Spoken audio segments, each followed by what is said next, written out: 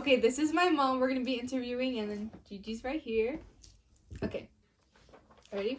Okay, so the first question we have is, can you talk about a time when you experienced a tragedy or great suffering? Yes. When you were about 3 years old, I lost one of my niece, which was one of my cousin's daughter.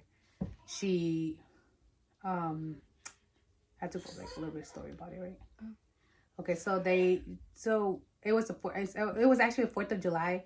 She was around 9 years old. The family went to the lake, and they were like high tides, a little bit high tides. We received a call that her sister, a younger sister, I believe she was about 6 at the time, and she was 9. Her sister went to get. They were playing on the shore, and the sister went to get a toy that flew. That I think it floated off. When she went in, the tide got the little sister, and my niece went and would try to save her sister because she saw that the tides were just grabbing her. Um, Unfortunately, she did save her sister. Unfortunately, she did not make it out the tide. The parents came back. They asked where she was, and then that's when they saw that she was unresponsive, floating near the shore. So, yeah, that happened when you were around 3 years old. Okay, and did this tragedy change your perspective on God? I want to say changing. Well, I was 21, so I was a young mom. It made me question God. Like, I was recently going to church during that time. Um, so I was learning a lot about God. So that it's more like questioning him, not changing my perspective towards him. Mm-hmm. And what kind of support was most helpful to you during this situation? At the time, it was more of my mom, your grandma. She was more like, because I was always scared of water at that time. Not me personally, but like you being around water because you were little. So it just like she would reassure me like, oh no, it's not gonna happen. It was just wrong timing that it happened. Yeah. Did this experience influence or change your mindset on life? Yes. I think it made me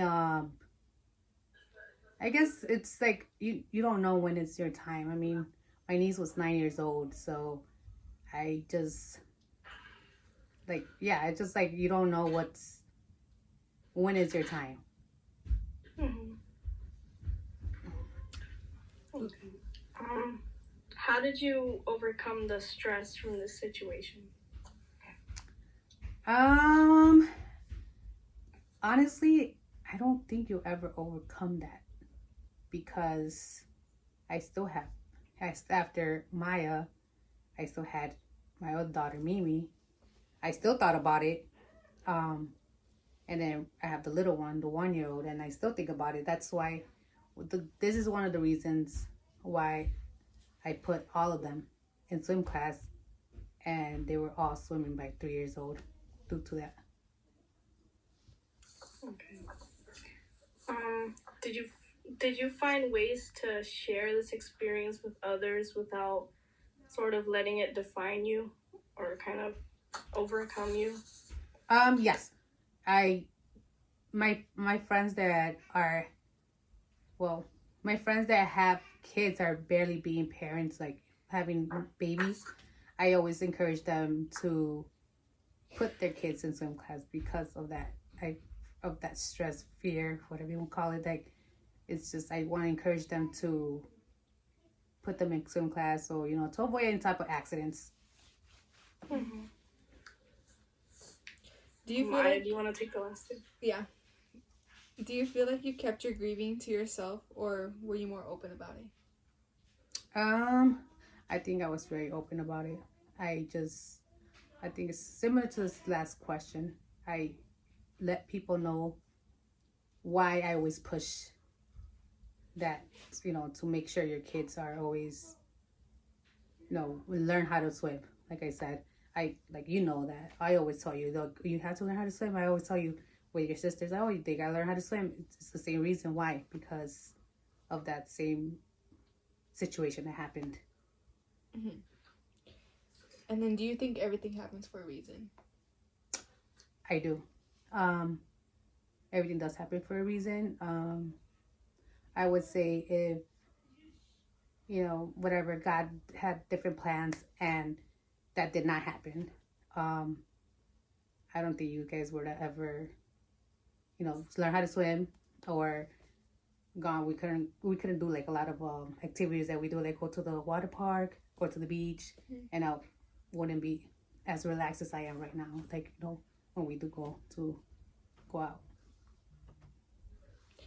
Okay, well, Thank you so much for Yeah. sharing your experiences. You're welcome.